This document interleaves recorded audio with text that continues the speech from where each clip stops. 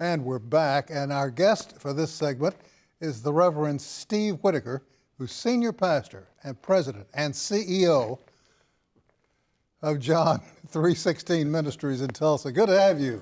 Good to be with you. Do you ever have a chance to sit down and rest? Oh, sometimes. I try to take a Sabbath day. You bet. This is a busy time of year for you, though, isn't it? It is a very busy time, but it's a good time. That's a good thing. What do you do at 316? Well, as you heard, I'm the senior pastor, so I oversee the spiritual life of John 316, but I'm also CEO, so I'm the guy who is the administrative head of the mission, so I drive the direction and the expansion, the growth, and the programming of John 316 day by day. So you can't just walk in off the street and take that job.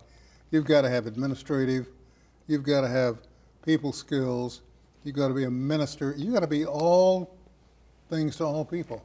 Well, to a degree. It takes somebody who's got more than the average amount of skills. What do you need this time of year?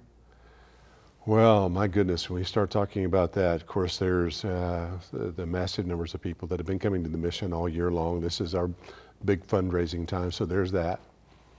We're in the middle of the big Thanksgiving push at John 316. Mm-hmm. And most people, if they've been around Tulsa at all, have seen the massive food drives that go on at John 3, especially this time of year. And we're ramping up for that. We're counting down 10 days out from Thanksgiving, or our big distribution. And we hope to do 5,000 Thanksgiving baskets for families, and that's a turkey frozen 5,000. 5,000? That's just the logistics of 5,000 turkeys. You do know there's a turkey shortage. I heard, but I maybe nonsensically, I'm going to push forward anyway by faith and believe we can help people. There's a lot of people that are hungry and hurting. We just was talking with my leadership just today about this, and the need, the food insecurity of days past is back in our community. The stimulus money, the food that was out there during the COVID pandemic is all gone. And now there are a number of elderly at risk and families that are struggling. And so we just feel like we've got to push as hard as we can to make sure that everybody can at least have that Thanksgiving meal together. And that nobody goes without that wants to get together. Seems to me like, in just talking with you, I know very little about you, but I wish I knew more. And I think I'm going to get to know you more as time passes. Because first of all, I want to say right now, we want you back. Talk more about love to come. The activities year round. I know this is not the kind of a position that you just come in and say, well, I used to play football or I used to play basketball or something, and I can do this and this. But you, being a man of faith, have to have a pocket full of hope and a handful of miracles virtually every day.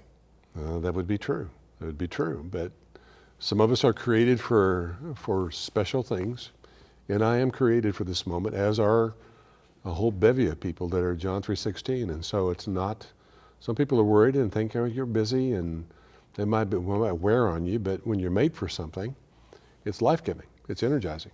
You've referenced that a couple of times. How'd you get the job? Had an epiphany. Epiphany, for those that are uninformed, is a word from God. And some people disagree that could happen, but my experience is that I had a direct word from God to go to work at John 316. That was many, many years ago, and a longer story.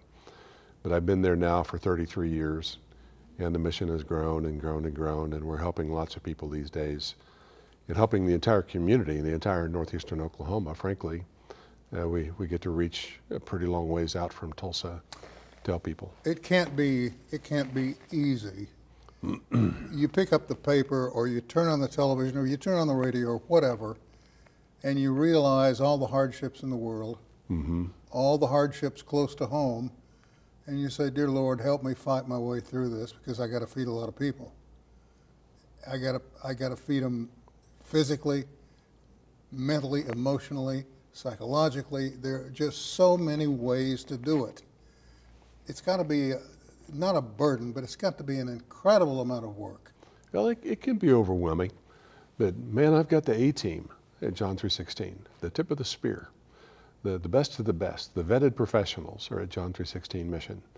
Yeah, and we get it done. We get it done and get it done with style. I'm out at night frequently. It's the only time I get out to play. Anyway, I'm out at night frequently, and I see a lot of our homeless, and I see the numbers growing, and I see people in need, as I'm sure you do. I can't help but wonder, you see that. You see the growing problems out there. You see the number of folks who don't have a place to stay, and the needs that need to be met. Is it ever overwhelming to you? I think sometimes it can be if you dwell on it that way. If you think about the victories that we are having, and there are a significant number, sorry about that, but if you look at it this way, and it's an old number, but in the Tulsa area, we generate in this part of the state about 7,000 homeless people every year. But our numbers year over year don't grow by 7,000 people. We do a great job as a community, John 3:16 in the middle of that, of helping people find their way back home. So their homelessness is relatively brief, and they're restored pretty quickly. Now we do have a growing number right now, especially those that are on the streets that are unsheltered. We got about a minute and a half, and I'm sorry to interrupt you, but I have to Sorry, ask go this ahead. one question. It seems as though there are more young people involved, more young people in need. Am I reading that correctly? You are reading it right. If you're talking about the number of people that are homeless, is that what you're talking Yeah. about? Sure. The number of people, especially the unsheltered, are up 40% year over year. That's what you're seeing. Those are people that are living in any place not designated for human habitation. And so those numbers are up pretty dramatically, and that was not counted since last February. So those numbers are up from last February. So we've got a problem. We're working hard to address it along with everybody else.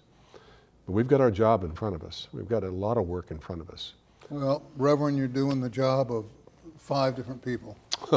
And my hat's off to you. Thank you for coming by. Happy to come. Will you come again? Love to come. Didn't offend him hard enough. Anyway, it's good to meet you. You as well. Thank you. Our next guest is standing by. We'll have him up very shortly. Stay with us.